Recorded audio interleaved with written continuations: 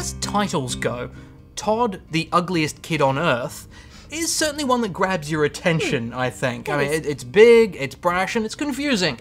And I think the same can be said of the content of this comic, don't you think? Look, I know what you mean, but I've got to say, the minute I saw it, I knew I had to read that comic. Yeah, it was a bit like that. But what is it about, I hear you ask, which is kind of strange. Yeah. Well, it's basically about this incredibly sweet-natured little kid called Todd, who is pretty much treated like dirt by everybody that he meets. Yes. And who is also so ugly that his parents make him wear a paper bag over his head whenever he leaves, even when he's in the house. Even when he's anytime in the house. he's not sleeping. Yep. It's also about a homicidal maniac who kills children with a giant axe. And it's a comedy. A black comedy, obviously. Yeah. Everything in this comic is so extreme and so bizarre that the comedy really just shines through this. Todd lives in a town that is just populated by the most horrible people, from the police chief through to school teachers who really should never have any contact with children to Todd's own parents. Yeah, every character in here is just insanely perverse. They're horrible, and yet this Todd, this poor kid, has not a bad word to say about any of them, and a lot of that is where the comedy lies, is Todd's reaction to these things. I know what you mean. I've got to say though, I did have a bit of trouble getting into this one.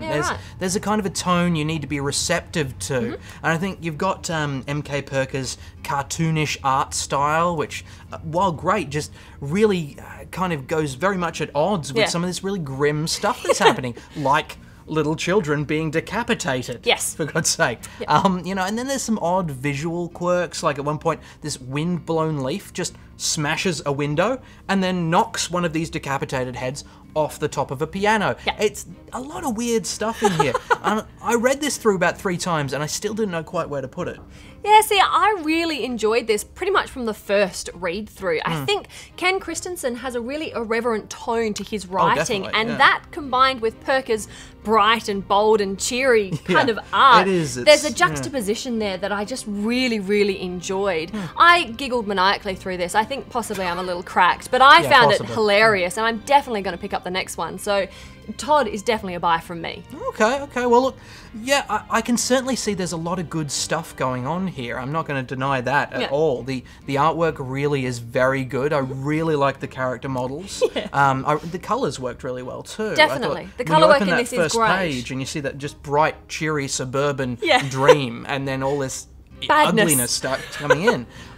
So I can see all that good stuff, but I think there's a certain mindset that you need to be in to really take this one on board, and I couldn't quite get there. So I think some people will probably react the same. So comes right down to it, I'm going to have to give this one a borrow. Fair enough. Still good, but just, it's a taste thing. It's a taste thing. Yeah.